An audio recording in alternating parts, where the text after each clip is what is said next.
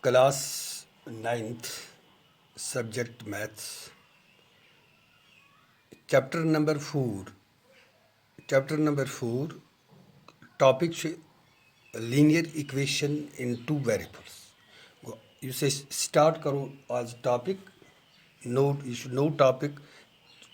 Topic number 4, chapter number 4, topic should linear equation in two variables. The introduction. Linear equation in two variables topic. The number 1. Previous class में शायद पढ़मुत है linear equation in one variable. Linear equation in one variable. You say as paron linear equation in two variables.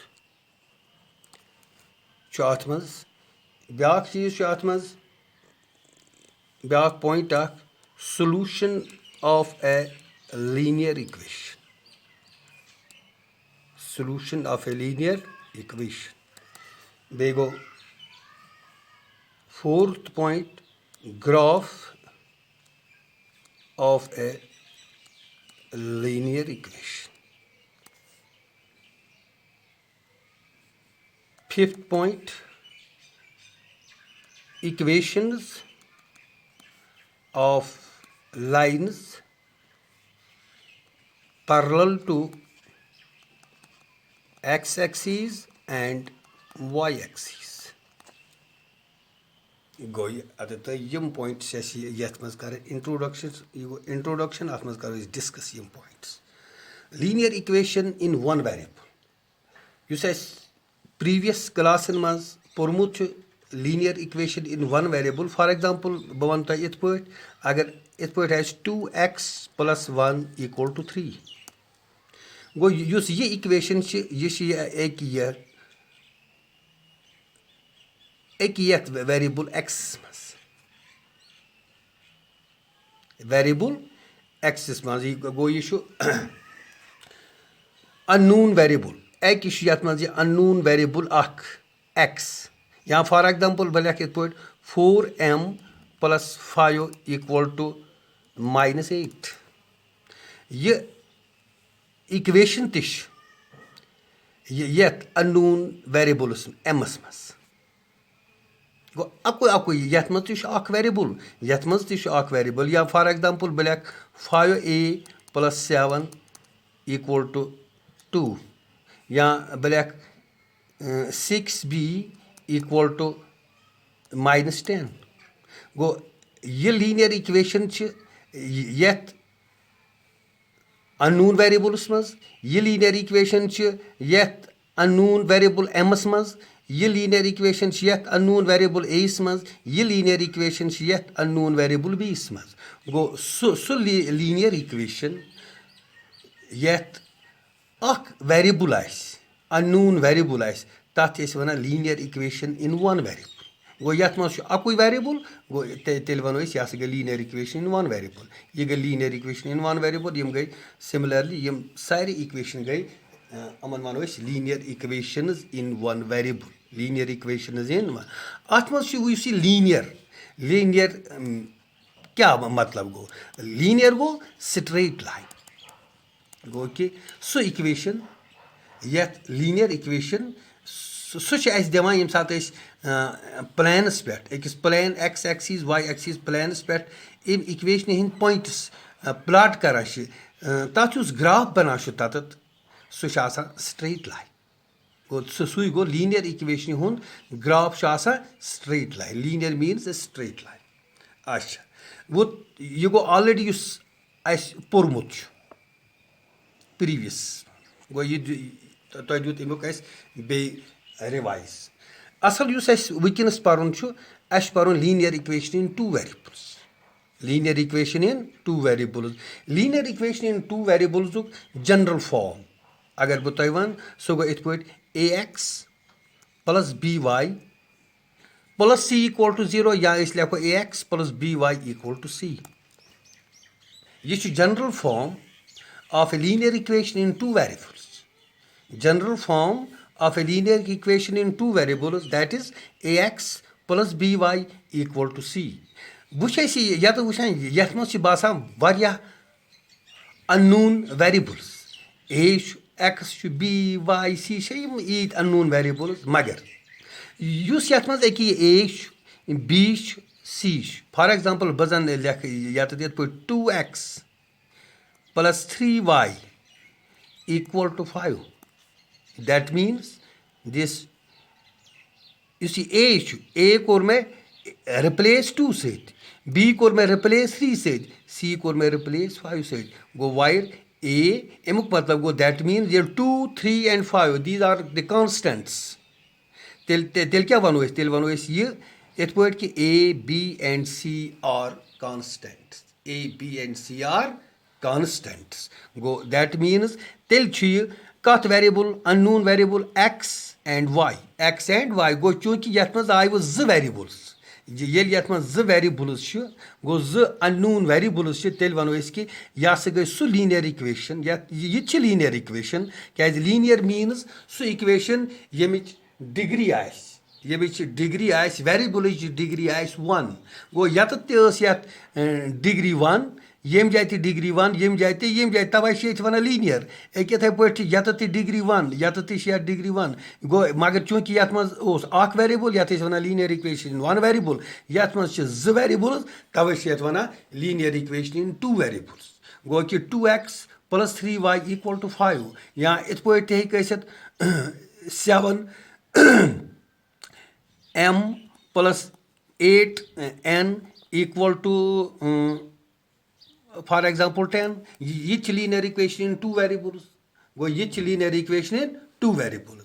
But go yet must you see back point yet must third point solution of a linear equation. Solution of a linear equation. Solution of a linear equation ya sha back na athwana root of it. Solution or root of an equation. Solution or root of an equation. Solution or root of an equation means कि अगर बवन तो इत अगर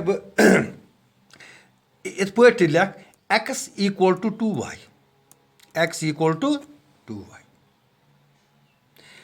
Yet y क्या दमो इस value तब नेर x गो कि solution of a linear equation कि x तो y वैल्यू x तो यम linear equation हिंद यम x तो y ज values नेर अद नेरन ज तम आसन ज कोऑर्डिनेट्स यम साथ प्लानस पे अकिस वन x कोऑर्डिनेट ब्या गो y coordinate x and y coordinate अगर तुम ज x कोऑर्डिनेट तो y कोऑर्डिनेट तुम वैल्यूज यत इक्वेशन सेटिस्फाई कर satisfy means that LHS equal to RHS equal to तेल से वन यम हसा गई तम ज वैल्यू x तो y value x coordinate to y coordinate go yem x value to yem y value yem yet equation satisfy karan they are known as the solution or a root of an equation. Solution or a root ya wana solution of an equation ya wana root of an equation go कि यम equations ये जरूरी के बे पत अगर ये वुच यत कम ते value दमो ये गस यत इक्वेशन सेटिस्फाई कर यह जरूरी कि मिसाल यत यत अगर फॉर एग्जांपल वनो x गो 2 बराबर y गो बराबर 1 गो x जाए गो 2 y जाए गो 1 2 1 दार गो 2 योर कन ते गोस 2 गो यम कोर सेटिस्फाई इक्वेशन तेल से वन कि यम यम ज coordinate 2 and 1 they are known as the solution of an equation or root of an equation. ठीक इन पत एक यम पॉइंट्स आसान यम पॉइंट्स द्राय हम करो प्लान्स अकिस पे x and y प्लान्स पे करो प्लाट फॉर एग्जांपल ये गई यत एक लाइन अत वन हॉरिजॉन्टल लाइन से वन x एक्सिस ब्या गई वर्टिकल लाइन यत वन y एक्सिस यत यह पॉइंट यत यम जाए यत वन ओरिजिन गो यम जाए यम कोऑर्डिनेट्स तम x 0 y 0 गो पे लेकान 0 0 x 0 y 0 वुस ये त्रा पॉइंट्स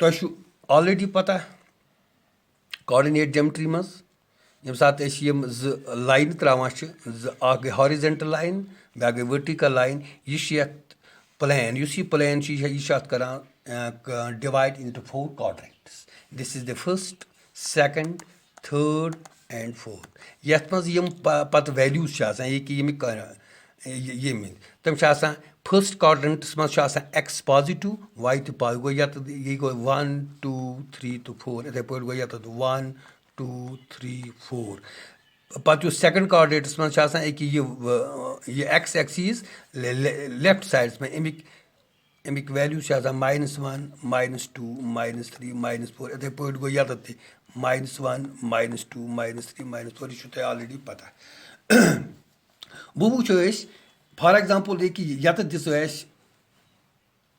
ये दिचाव यम जो वैल्यू 2 and 1 यथ इक्वेशन यथ लीनियर इक्वेशन इन 2 वेरिएबल्स क्या x = 2y यथ मज जो वेरिएबल्स तो यम जो वैल्यूज x and y यम यथ सेटिस्फाई करान अम खालो यम करो प्लॉट यथ प्लानस पे x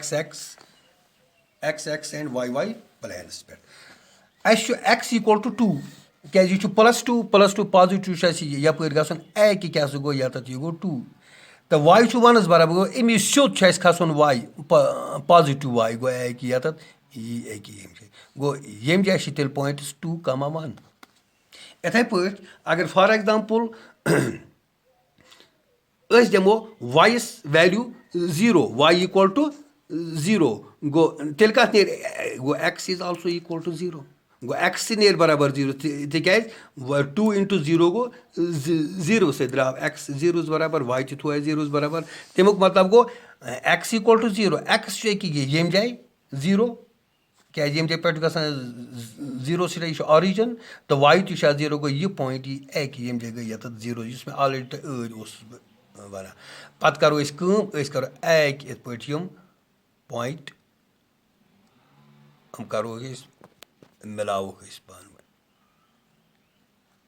अत क्या बना ये बने स्ट्रेट लाइन गो लीनियर इक्वेशन हुस ग्राफ यह क्या it is always a straight line गो आव graph of a linear equation graph of a linear यम सात ये planes x and y planes पे यम पॉइंट्स यमो ये इक्वेशन सेटिस्फाई कर तम कर पे प्लॉट अत ग्राफ बनियाव यह स्ट्रेट लाइन अम पे वो यथ मज last point equations of a lines parallel to equation of a lines parallel to x axis and y axis so कुछ इक्वेशन यम parallel to x axis and y axis for example बवन अगर यत वो लिख x = 3 x = 3 ये equation x = 3 x for example 3 बराबर सो 3 गो यत करो सिदू यह करो इत पे जॉइन बन स्ट्रेट लाइन ठीक इथे पे अगर फॉर एग्जांपल बह वन y = 4 y गो y +4 यप y = 4 कर तो यह पॉइंट इत पे जॉइन अत बन यह स्ट्रेट लाइन यह स्ट्रेट लाइन ये x = 3 it is parallel to y axis यह y axis is parallel go x = 3 is parallel to y axis similarly इथे पे y = 4 यह लाइन बना this is parallel to x axis गो कि equations lines parallel to x axis and y axis that means कि अम जाए for example I saw drama x = 3 x = 3 means this is the line which is parallel to y axis and y = 4 is a line parallel to x axis introduction go impact karo is next topic मज परो पत करो exercise questions की solve